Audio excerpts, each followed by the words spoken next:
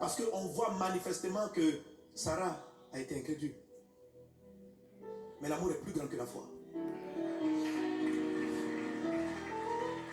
Donc là où la foi a échoué, l'amour compte. Alléluia. L'amour déplace la puissance de Dieu. Dieu lui-même. Et Dieu s'est levé et dit l'année prochaine. Donc jusqu'à présent, Abraham avait une prophétie virtuelle. Mais le jour où il a reçu des inconnus, on lui a donné une prophétie avec date. L'année prochaine, à cette même période. Écoute, Dieu a dit tu voyageras. Dieu a dit, mais ça dépend de la manière dont tu traites le prochain. Une histoire qui est arrivée à l'église chez moi, c'est tout drôle. Hein? Il y a une histoire qui arrive, qui cherchait du travail. Elle était partie déposer ses dossiers dans une entreprise. Et elle arrive au culte le dimanche. Et le dirigeant ce jour-là a demandé aux gens, prions les uns pour les autres. Voisin, prie pour ton voisin, voisin, prie.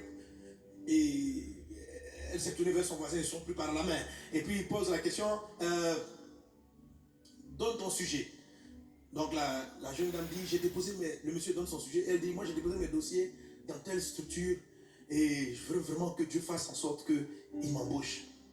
Le monsieur a fait le sourire parce que c'est lui le directeur de la structure. Amen.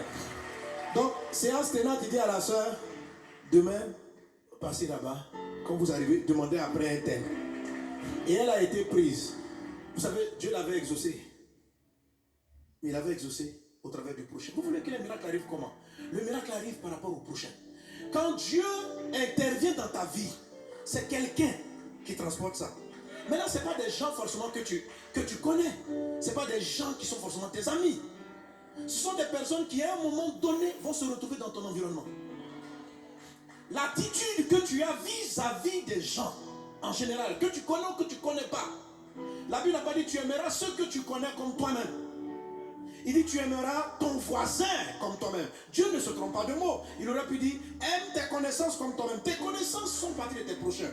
Mais le prochain, combien de fois tu as pu rentrer un mariage parce que tu n'as simplement pas salué le frère qui était assis à côté de toi à l'église?